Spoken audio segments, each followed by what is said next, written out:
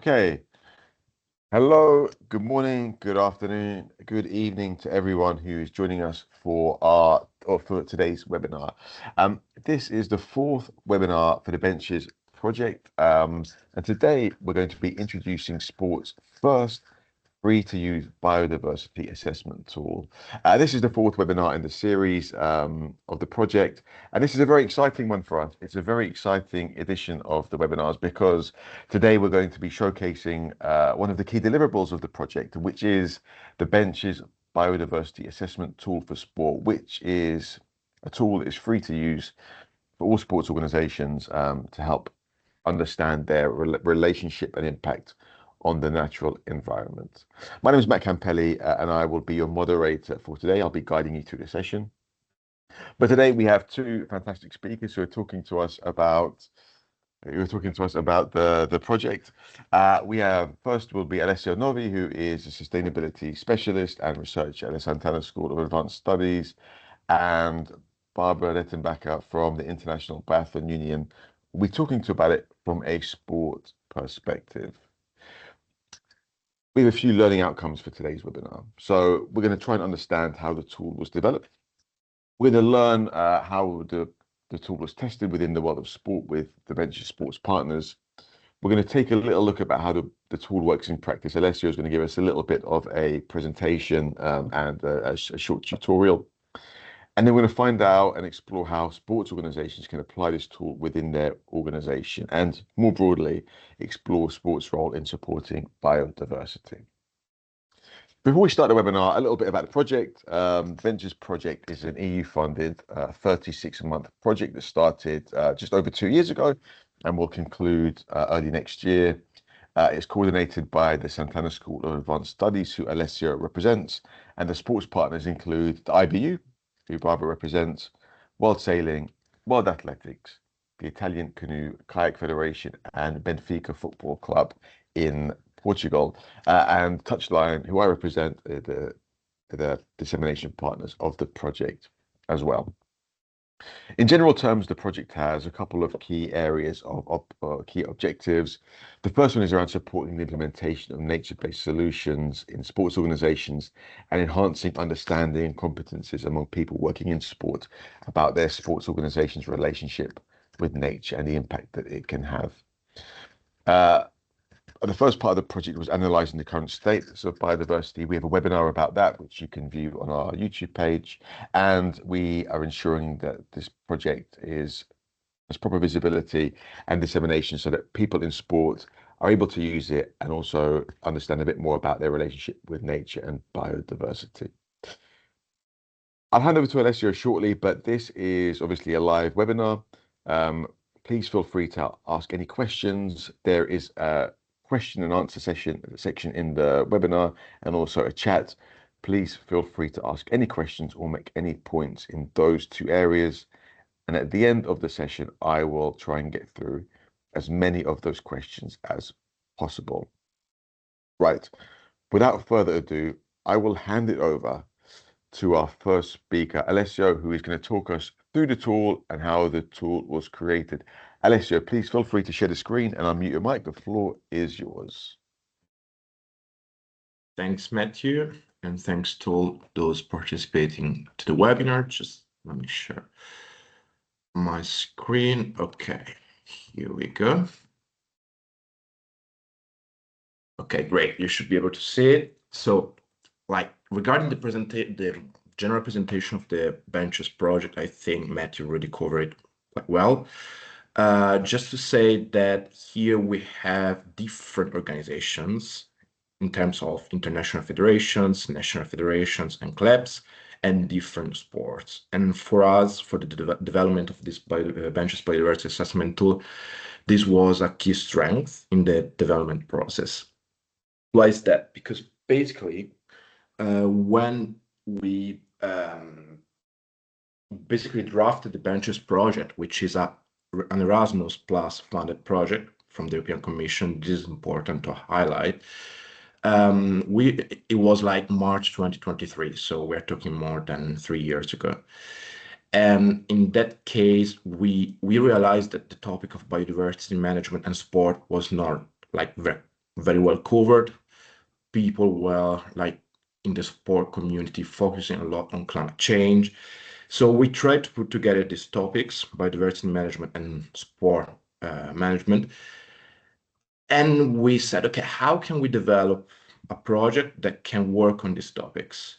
How can we structure it?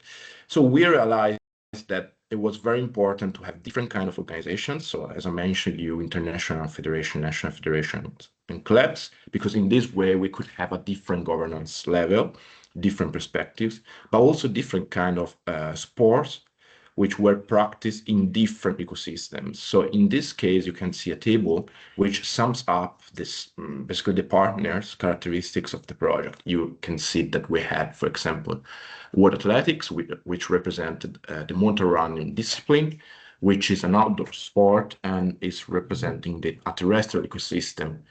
Then we have, for example, the Italian Canoe and Kayak Federation, which represents another sport again, an outdoor one and an aquatic one, so it's different. So you can see that there are different sports and different ecosystems, and that was very important for the development of the tool, because it gave us an overall perspective on all the different characteristics that sport environments might have.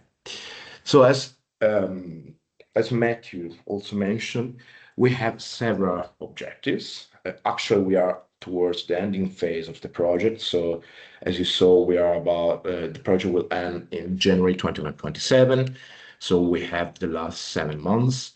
But the main objectives were increasing the awareness and understanding of the impacts and dependencies on the sport industry, and then to develop some tools and to discuss and share these tools with different stakeholders, both at the European Commission level and also at the international level, like initiatives like Sports for Nature from IUCN.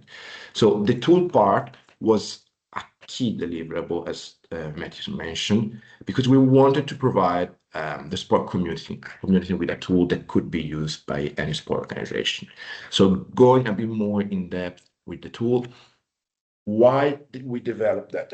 Well, this is an easy question, because basically we found out that there was no biodiversity assessment tools for the sport community, or at least there was not like tools that could be easily used and be used for free. So that was the key need. So working on that, and we will explain you all the methodology behind that and the main functionalities. We developed a tool which is called, with the name of the project, Benches Biodiversity Assessment Tool, that can help both sport organizations of any kind, even organizers, to identify, measure, and mitigate impacts across the value chain, different ecosystems. So this is very important. It's comprehensive in the sense that we develop it to be like that, running on the sport organizations and situations that we have. So the development of the tool, as we already mentioned, was one of the main deliverables, and the project was basically structured around this development. You can see that there are different tasks of the project, and all these tasks were like to develop this tool. So we started with an assessment phase. So the assessment phase means understanding the relationships between biodiversity management and sport. So we weren't like, we are experts of environmental sustainability management. Sport organizations were experts of sport management, obviously, but there was the need to try to understand like more into detail the relationships between biodiversity and sports. So the first phase was an assessment phase. And we did that with a desk analysis and interviews. We carried out some biodiversity audits. I will give you more detail about that. We carried out an analysis of the supply chain pressures, because we wanted to understand not only the direct links with biodiversity, but also the indirect ones. We developed the tool in a like draft version, and then we validated that in different ways, and we also tested it in real contexts. And this led to the final version of the tool that can be found on the website in a digitalized format. So starting from the first task, I just want to mention that each step that you can see here, each task provides a specific deliverable that can be found on the bench's website. So every time you see a task, that means a specific deliverable. So the first task was this desk analysis. We wanted to understand which kind of biodiversity assessment tools were present in the literature, not only focusing on sport, but like we went through like all the different sectors. And then we try like to identify them according to different characteristics that could be usable in the sport community. For example, for each tool, we identified the adaptability to the sport context, how easy was its use, which kind of methodological approaches that tool was using, the relevance for the bench's aims, the kind of biodiversity aspects that that kind of tool was considering, etc. So it was like a comprehensive literature review, which identified more than 90 different tools that are usable and they're still like used in general in different industries. And the main outcome of that task was the fact that apart from specific situations, there was no biodiversity assessment tool that was developed for sport, and especially there was no like such tool which was free, which was developed with sport organizations and which was used to use. And another characteristic which I want to highlight is the fact that the usability of the tool, in the sense that there was no tool that could be used without any like consultancy or expertise support. So there was a very interesting outcome because it also like strengthened somehow the fact that we needed to develop a biodiversity assessment tool for sport. The second task, to understand like the situation, and as I mentioned you, the relationships between biodiversity management and sport events, was to carry out some on-site visits, grounding on the partners that we had. So we basically set these visits according to the ISO 14001 procedures. So like we are also auditors at the university. And so we use that kind of approach, an auditing approach, linking environmental management and biodiversity management. So it was an environmental management audit with a focus on biodiversity. And as you can see here, we selected one event for each sport organization. So for example, for sailing, we're represented by World Sailing. We went to France for the last competition before the Olympics. Then we went to for canoeing, kayaking to the north of Italy, to Ivrea, to the Canoe Slalom World Cup. For athletics, we selected mountain running as a discipline, and we went to Spain. For football, it was Benfica's football match, and also we look at the training centers. And for biathlon, we went to Finland, to Kontiolahti, for the Kontiolahti Biathlon World Cup 2024.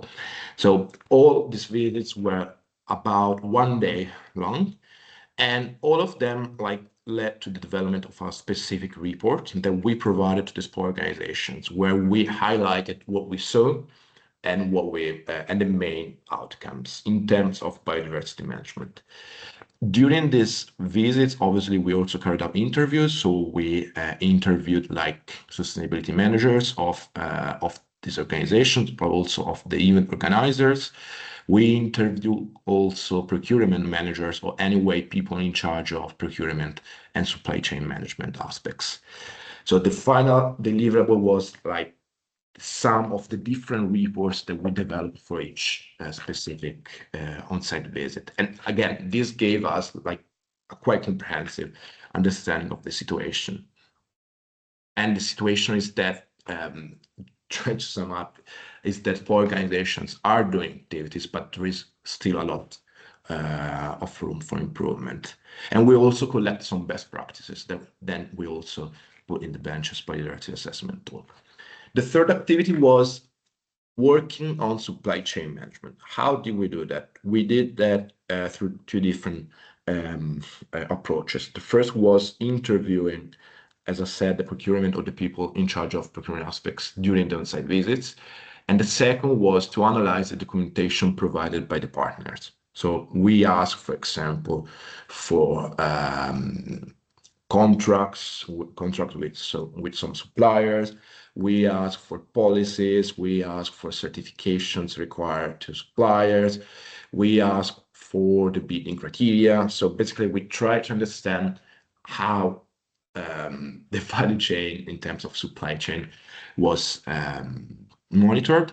And we have to say that we saw that, again, that there is a lot of room for improvement. Supply chain management, which covers the indirect impacts on biodiversity, was not very well developed. So again, it was another insight that then we covered, because in the benches biodiversity assessment tool, we put some questions about supply chain. Having said that, we developed the first draft of tool, and that was in an Excel format. So the first draft was a list of questions with answers, and every answer had a score associated with that. And so the final output was a percentage. We developed, in this case, also the first part of the structure. Well, after that, we said, okay, we have the tool, now we have to validate that and we have to test it in order to have something that can be really useful. So the validation phase was done through an expert involvement. So obviously there was a stakeholder engagement with the partner, so with the Benches Consortium, and we asked for feedback and we adjusted based on the feedback. Then we involved some experts. You can see like the members. We involved, for example, that's wrong. The International Ski and Snowboard Federation, Sports for Nature through Yana, and another, let's say, ecology expert. And we asked them many questions about the specific characteristics of the tool. We received the feedback and we integrated them. Then we applied the second version of the tool in the different events that you can see here. The application was done at the end of 2025, and it was done in different situations again. Every application provided feedback that we integrated, and then which was useful to develop the first, let's say, tool in the digitalized version. What you can see now on this is just a screenshot, and you can find a website. Then I will show you how. We will go through the website together. Is the final version. You can see, just to give you some highlights, the tool obviously has been developed all together with all the partners. And now you can see in the screenshots some sports, which are the ones represented by the project itself. But you will see that you will find any kind of sport discipline. So any kind of sport discipline can be selected in the Benches biodiversity assessment tool. And that's due to the fact that we link the ecosystems of different sport disciplines to the ecosystems that we had in the Benches project. So you saw, like, for example, urban ecosystems with football, you saw aquatic ecosystems with canoeing, kayaking, and sailing. You saw like snow ecosystem with biathlon. You saw also like summer ecosystems in the mountains with motor running. So having different ecosystems, it was very useful because we use that as a proxy. Which are the main sites? First of all, the tool is developed, I will show you the structure, but it's based on the classic 5 environmental pressure framework. So we considered overexploitation, climate change, land use change, invasive species, and pollution as main pressures. We consider the different characteristics of sport disciplines in terms of organizational levels. We know that there are international federations, we know that there are national federations, we know that there are even organizers that might not be like sport organization. We know that the management of the event might take into consideration different stakeholders. And we also know that facilities can be owned by sport organizations or like event organizers. So considering that we had to take into consideration different sports, we created a structure that could be flexible.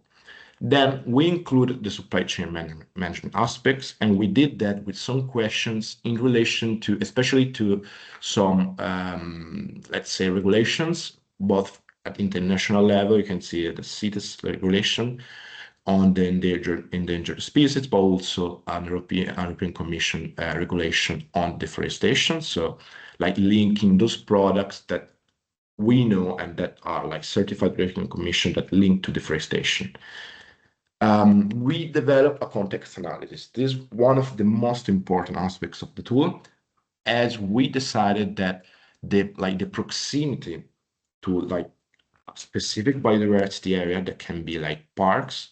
And in this case, we cover two main databases, protected areas and key biodiversity areas. So the proximity of an event or like a facility to one of those areas also like affects the importance and the relevance of the questions and the answers. So the closer you are to a protected area or to a key biodiversity area, the more important and the more relevant the questions and the answer become. And this is converted in the final score of the tool. I will show you how. And so the final tool itself has some criteria that we try to adhere to throughout the project. Clarity, that we tried to have a tool which is like understandable, objectivity. So we, through the stakeholder engagement process, we try to cover the different parts in an objective way. We try to make it robust. We try to make it with a long-term validity. So it means that even though the project ends in the next month, for example, we have the obligation with the European Commission to keep it alive for other 5 years. So one of the objectives was to, okay, how can we keep it relevant for 5 years? So we try to work on in that terms too. Versatility, again, applicable to different ecosystems and different sports. Comparable, again, comparability can be associated to like the same event evaluated over different years, for example, or to different events to be evaluated according to specific dimensions. Easy to use, and then scalable. In which sense? To different sports. Okay, having said that, other interesting characteristics, and then we move to the tool, but those are very important because explain them, at least the importance that we give to the tool are the following. The tool that you will see is free. It's simple, it's flexible. There is no need for consultancy, but you need some time to use it because you have to answer to some questions. So you might need to involve different stakeholders based on the questions that you have, but that's dependent on the specific situation. Anyway, it was developed to be used by non-experts, even though some specific questions might arise. Every system, it can be used for different reasons. It can be used for internal awareness, to understand the starting point on biodiversity management, to understand what can be done, for example, without showing the results in a public way. You can use it for planning the implementation of some actions before an event and for monitoring like how the event went, and also for monitoring the results over time. And that could be done for the same event or for different events, according to obviously your specific objectives. One very important characteristic is the fact that international federations can monitor, or anyway can have the scores of the assessments carried out by national federations. And national federations can have a view on the scores achieved by the clubs or the event organizers, anyway, the national organizations in their countries. This is very important because it gives international federations and national federations a way to like have some statistics. So like if an international federation asks national federations to apply the tool, it can be viewed by the international federation through the website, through the tool, without going asking and sending emails, collecting Excels, etc. And statistics can be obviously carried out of that. The results are represented in the website, but they can be also downloaded. So you can get a PDF. And at the end of the assessment, you will receive like those actions that can be done in order to improve your score. So the tool, as I will show you now, the tool is made of questions. Every question has answers. If you, for example, answer with the lowest score answer, that means that you can still improve, right? So the tool automatically gives you where you didn't score very well, and that can be also interpreted as an improvement action for you. So it can also be used to develop biodiversity strategies or anyway, biodiversity action plans. So different uses. Having said that, so the benches biodiversity assessment tool is structured around 4, we call them axes, but it could be also intended as like dimensions. So we have 4 different parts. The first one is related to the biodiversity management within sport organizations. Can be international federations, can be national federations, can be any kind of organization. The second dimension is related to the biodiversity management of sport facilities. So if a specific sport organization has like training centers, that's the case. It doesn't apply to offices. And we look at that during the testing phase, for example. The third dimension is related to event organizers. Sometimes event organizers can also be like the sport organizations, obviously. Other times, this is not the case. Other times, it can be just a sport, an event organizer without any other reference. The fourth dimension is related to the management of the event itself. So to the 5 different pressures that I mentioned before. So in this case, you can see that you have different parts. You can decide which fits you the best. So we try to give flexibility in this sense. So every, let's say, organization can decide which axis is best for them. And it can be selected just one axis, one part, or more than one part, depending on the specific situation. You can see here like a graphical representation of what I just said. And the final results will be like displayed based on the axis that you have selected. So you can have results based on that specific axis, but then you can also have an average result based on the axis, on the parts that you have selected. So how does it work? It works in this way. You go on the bench's website. I will show you how. You will see that in the menu, there is the possibility to access to a landing page, and you can profile yourself. When you profile, you have obviously to register. Once you are registered, you will ask some general information, and you will be asked about your type of organization, if you're a national, if you're an international federation, if you're a national federation, event organizer or club or other kind of sport organizations.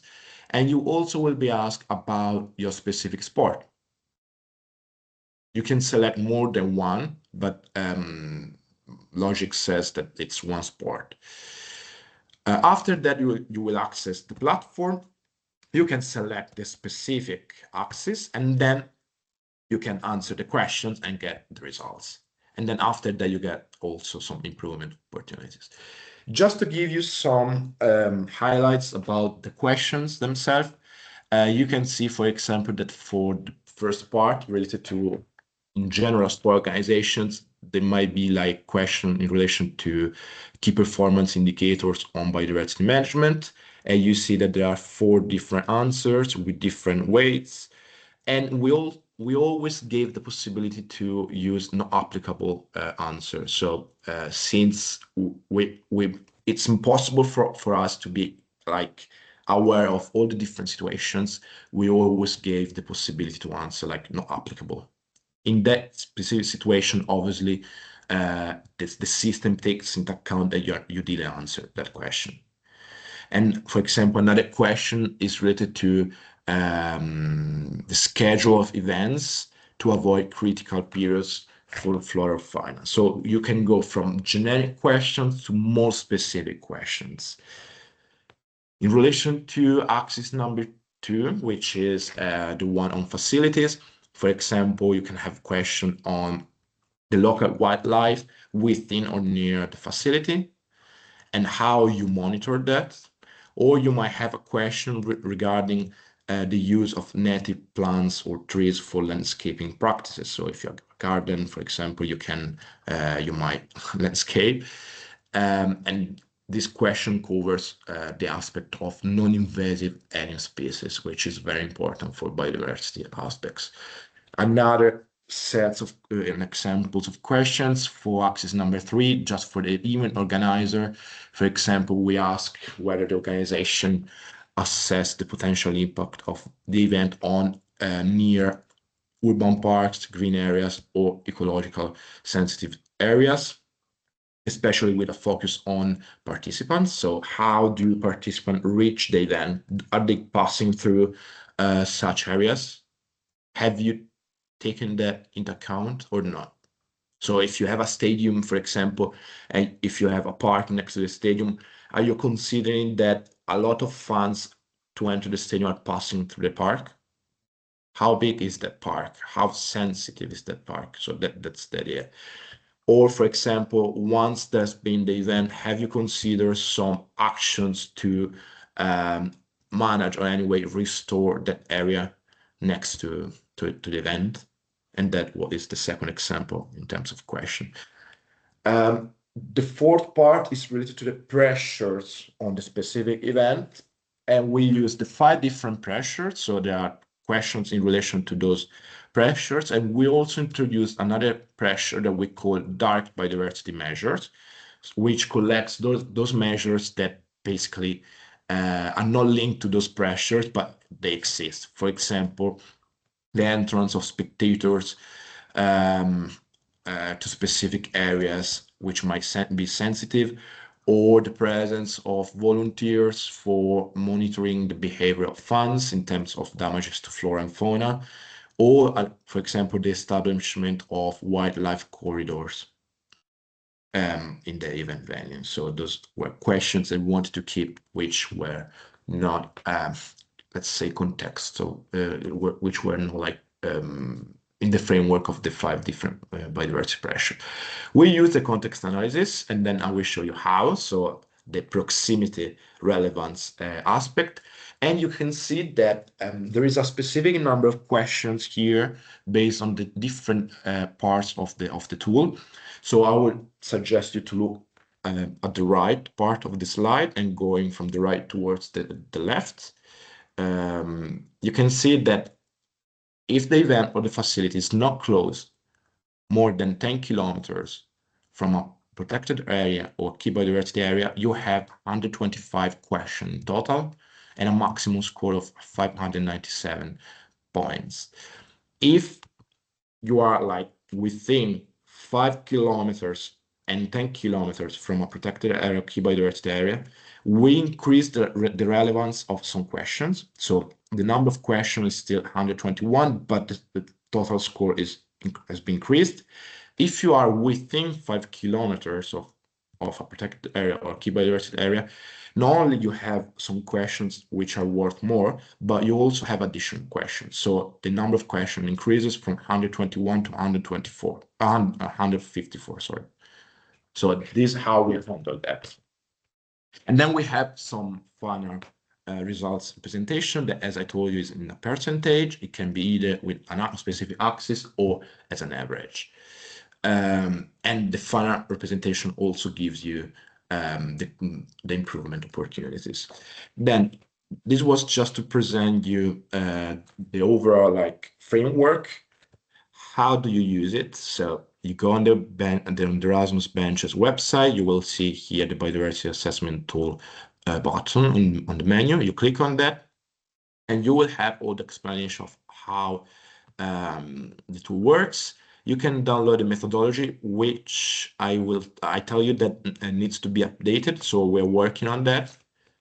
But you can see, you can have all the different information that I gave you right now in that document. The assessment flow, so the structure, and all the basically profiling, biodiversity assessment results, improvement opportunities, let's say, processes. Then you can enter once you're registered. Now I'm already registered, so I use like a fixed, like a false sport. But once you sign in, the platform will ask you the sport and the suggested ecosystems related to the sport, so you don't have to imagine your ecosystem. We already did that for you. And basically, a platform is like that. So you can also download the questions. So you will find the full set of questions here if you want to look at them before using the tool itself. And then you can start evaluation. When you start evaluation, you can give a name, like now I would say test. Obviously, you can give the sport. Nowadays, my account, I'm not a sport organization, I'm the admin of the platform, so I don't have it, but you will select again if you want the sport, because one sport organization might have different sport disciplines. It's not like very common, but there might be this situation. Then after that, after having selected the specific ecosystem, because some questions change based on the ecosystem, then you can select the specific axis. As I was mentioning, you can select more than one or just one. You can see the forcing time to be filled in. One question is about 1 minute. So in this case, I will use, for example, I will click on axis number 4. And after that, you will see the context analysis tool. So automatically, you just localize your facility or event. Now, for example, I'm going to use the training center of Fiorentina, which is a football club in the Italian league. And then you can also draft the areas. So it's not just one single point. You can have the whole surface and automatically, okay, just one second. Okay, you can see in the bottom part, like the closest natural park. Here we have, as I mentioned, 2 different databases. We have key biodiversity areas and protected areas. And now it is telling me that like in this case, Viola Park, so the training center of Fiorentina has a small river, like in basically 2 kilometers. So now the context analysis is positive.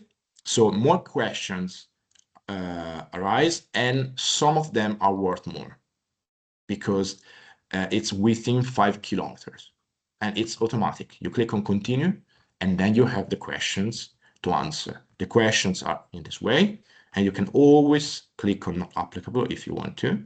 You can just skip it. If you skip it, automatically not like the answer is not applicable. You will see it here like that. And then at the end, I will just avoid to do all of all the answers. So I will just come back and I will show you the final results, and then I will give the floor to Barbara. Okay, you can go here, for example, and you can, at the end of the story, the representation of the results is the following. In this specific case, I selected just one axis, is axis number 1. So the final score is 55%. The average score is 55 because I selected just one axis. The quality score gives you the number of questions you answered. So if in this case you have 15 questions and you skipped 5 questions, so you selected not applicable, then it means that it's not 100%. So basically, the quality score is related to the number of questions that you skipped. So it's 55% on basically the all questions that we made. Or it could be 55% based on 70% of questions that you answer. So it also gives you like a quality score. And now you can have the representation in these terms. For example, here to this specific question, the user answer was venues with sustainability certifications are preferred. The ideal answer is that venues are always avoided when there are like protected area nearby or key biodiversity areas. So this is like, again, an improvement opportunity that the sport organization might have. There is also a PDF file, but it gives the same representation in PDF, so I will skip that part. And I will give the floor to Barbara. Thanks. Thanks very much, Alessio. First of all, let me just change the view so that it's easier for people to see the person who's speaking. Great. Thanks, Alessio, for a very comprehensive presentation. I hope that people found that interesting. We do have some questions, and there will be some questions that we will answer at the end, so please feel free to answer them. This segues nicely into what Barbara will talk us through. So Barbara represents the International Biathlon Union, who is the sports partner of the Ventures Project. And Barbara has done the biodiversity assessment tool for both an organization and for an event in Martel in December.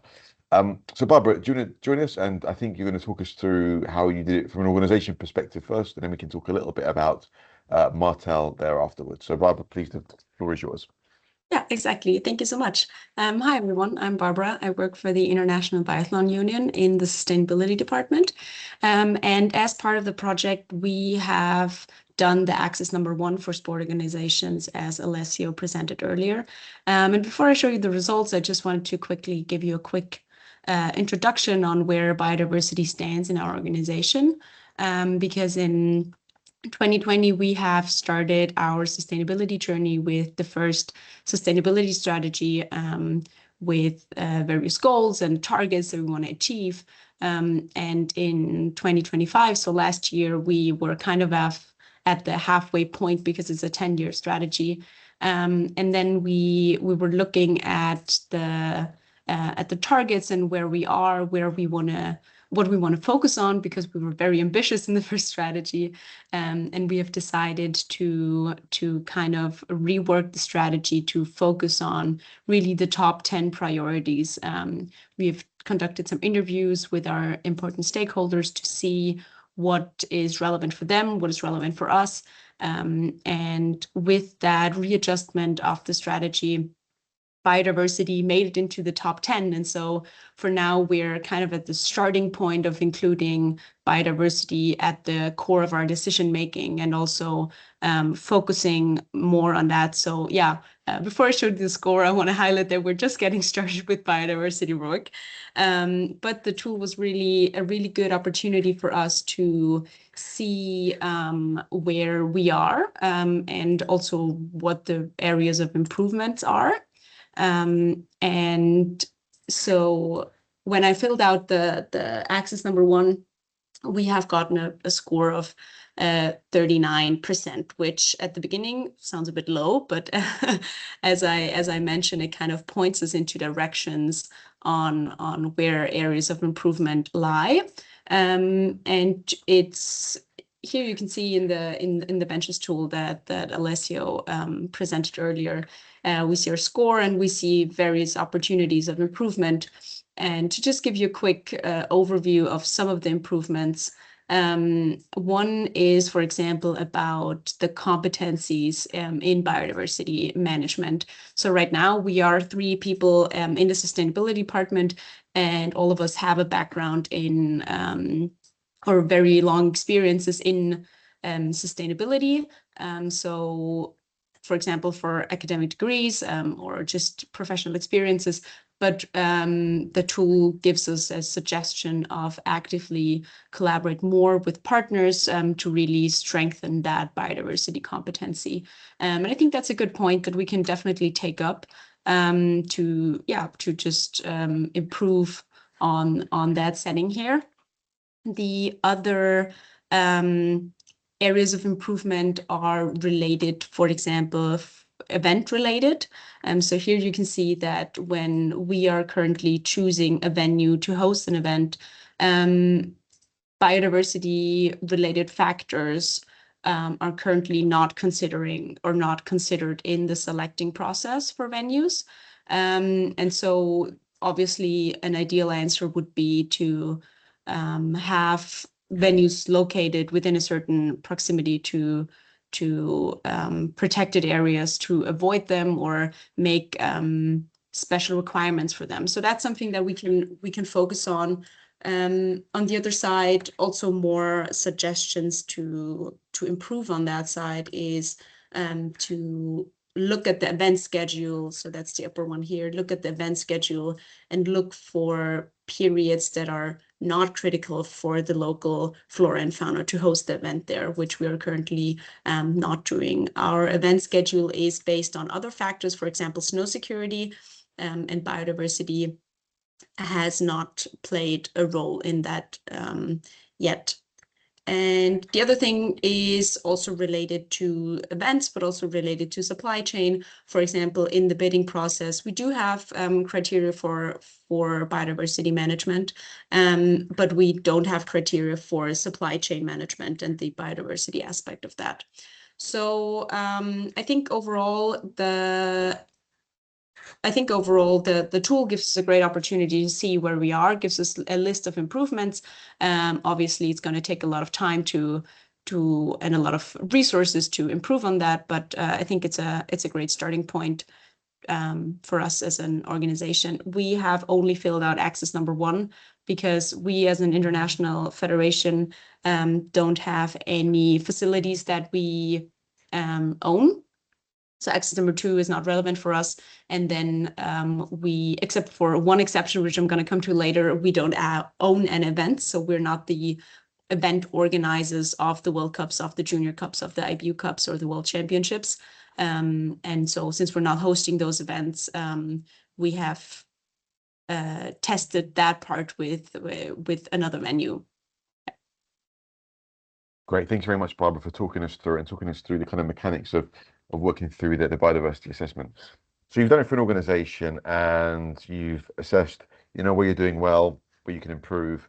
But then, like you just mentioned, you also looked at this from an event perspective late last year, which is slightly different from looking at it from an organization perspective. Tell us a little bit about the event that used the tool, and what you found, what the results were, and what you found from that event. Mm-hmm. Absolutely. So we have, while we were still in the testing phase of the project or of the tool in general, we tested it with our Junior Cup venue in Martel in Italy. We chose them because they were doing a lot about sustainability already. They were our OC Award winner of 2023 for the excellence in sustainability. For example, they have since 22-23, they power their venue 100% by a hydropower plant they have on site. And they have wood chip heating, charging stations for electric vehicles. But they are also located right in the middle of a national park. So we thought they are basically the perfect example for us to test this tool with. And so we provided the tool for them at first without any instructions, because we just wanted to test, the applicability of the tool, how user-friendly it is. And then we sat down with them and really went through every questions, discussing the outcomes, discussing evidence. And it was a very genuine and interesting conversation because we felt that they were very strict with themselves. They were like, if we're not 100% what the best answer says, then we didn't do that. Or if it's done, but it's not us who's doing that, then we also didn't do that. And so it was interesting to kind of really discuss on a very high level of detail what they are doing in terms of biodiversity and sustainability. And so one example for that is that they, so as I mentioned, they are in the middle of the national park there. So they are in close contact with the park rangers and the municipality. They have some guidelines from them as well. But they were answering, oh yeah, we're not the ones that are making the guidelines, and we're not the ones that are in charge of that, which I guess is really irrelevant as long as it gets done. And the other example is that in terms of strategic thinking before that, they are a rather small venue, so they don't really have resources, time, and the manpower to sit down, write strategies, write action plans, but they're just doing it. And they always say, yeah, it's not something that they can put in writing, but it's something that is at every decision in the middle of their decision making. They also technically don't have a sustainability manager, but everybody's a sustainability manager because it's so important for them, for the national park, for the municipality. And for example, they also had a collaboration with the Alpine Farmer Association, where the Alpine Farmers Association commissioned a study looking at the grasses and the amounts of hay that areas or that come from areas that are utilized in winter. And so they kind of gotten to the conclusion that there's almost no impact of the winter usage of those areas, which is great. And so yeah, the national park is in charge of a lot of communication about biodiversity protection. And so they're kind of in close contact with them. And what's also very interesting is that when you talk about supply chain, they're like, yeah, we don't have time to talk about supply chain or make really big decisions, right? Procurement guidelines or stuff like that. But then when you get into the nits and grits of it, you realize that they source a lot of their products from a very local range, just because it is the best and cheapest option for them. So that was very interesting to see how sometimes looking at sustainability and also looking at biodiversity is the best option for them, regardless of having a strategy or an action plan or a roadmap. So that was very, very insightful.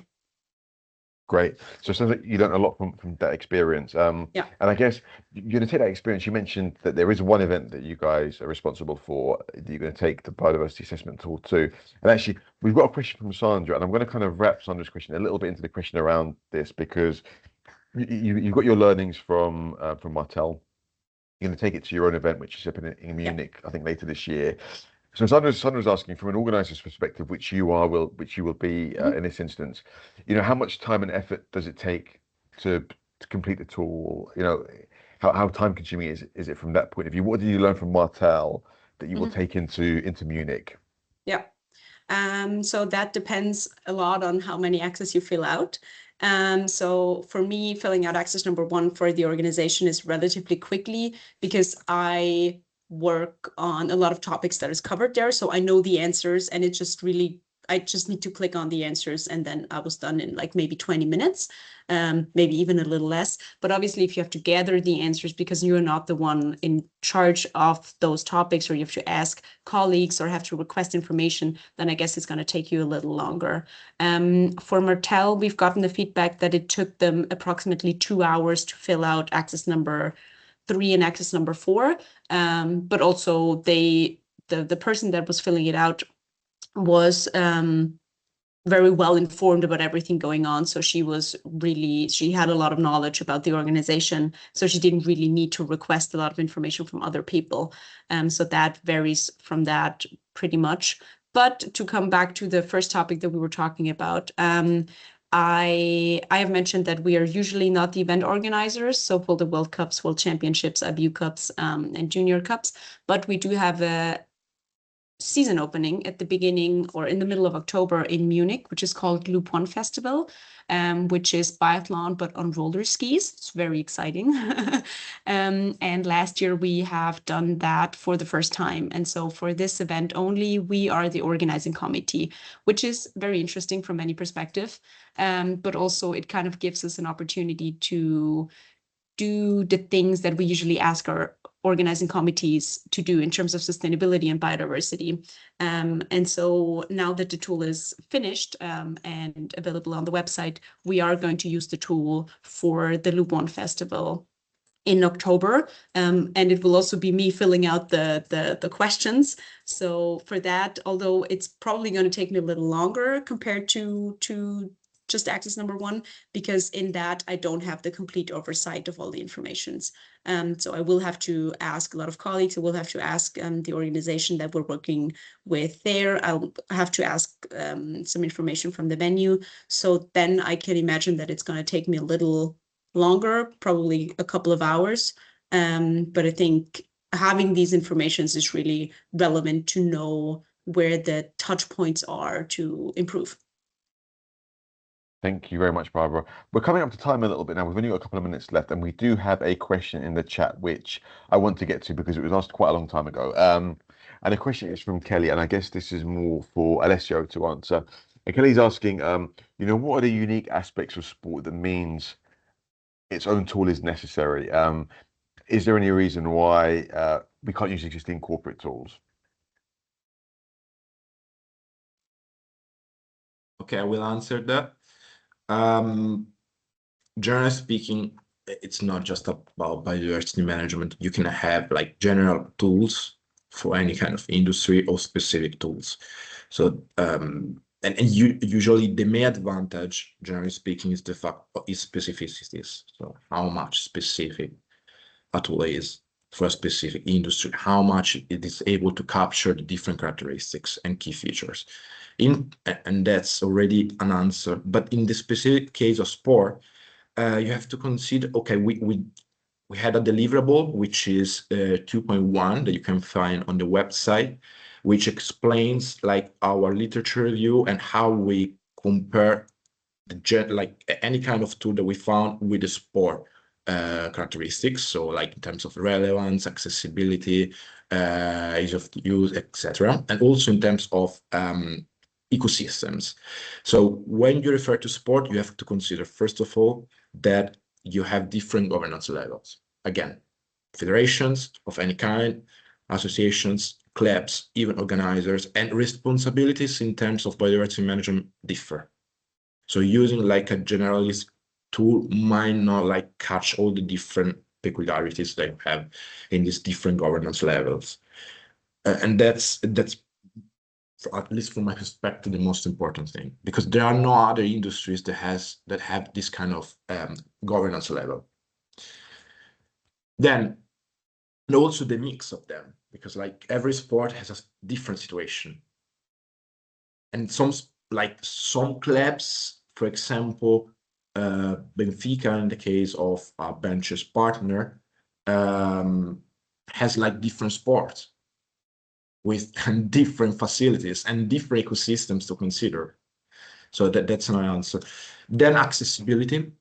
I think I'm not aware of any biodiversity assessment tool used by any sport organization before this one, or if some tools have been used, the information is not like widely public and available. So accessibility means that you're not sure where to find the specific tool. You are not sure about how good it is for your specific situation. So it goes back to the first answer that I gave you. And you're not sure about the expertise that you need. You're not sure about the timing. You're not sure about, again, money. And you're not sure how to use the results. And then again, ecosystems, there are differences, like aquatic ecosystems in terms of alien species is completely different from other ecosystems. So we try to do that. And then to finally, like to give a final answer, we try to keep it simple as much as possible, because you have to consider the sport industry is doesn't have as much money as others, and is many times based on volunteers. So volunteers don't have expertise, don't have time, and they are like busy with other stuff to do. So again, there are some flexible tools out there, but again, you have to consider all these situations. I hope I answered. Thanks very much, Alessio. I see, Stefania, you've got your hand up, but we are going to wrap up the webinar now because we are at 11 o'clock. But I've got your email address, so if there's any question you want me to pass on to Alessio or Barbara, please feel free. Another thing that we may do is we may do a whole other session, which is just a tutorial on the tool. So if anyone would be interested in just having a session on just a tutorial where we go through the tool in more detail rather than a presentation, please feel free to send me an email and we can set that up and go through the tool in more detail. But it is 11 o'clock, so we will wrap up the webinar. So I want to say a big thank you to Barbara and Alessio for sharing their time and their thoughts on the tool and sharing their experiences. Thank you so much, guys. And thank you to everyone who has joined us as a guest today with their questions and for their attention. Thank you very much for being part of this. And if there are any questions about the tool, please feel free to reach out to any one of us, and we will answer the question as best we can. And if a tutorial is required, let me know and we can set that up. Okay. Thank you very much. Enjoy the rest of your week and weekend, and thank you again, and we'll see you soon. Goodbye. Thank you so much. Bye-bye. Thank you. Bye-bye.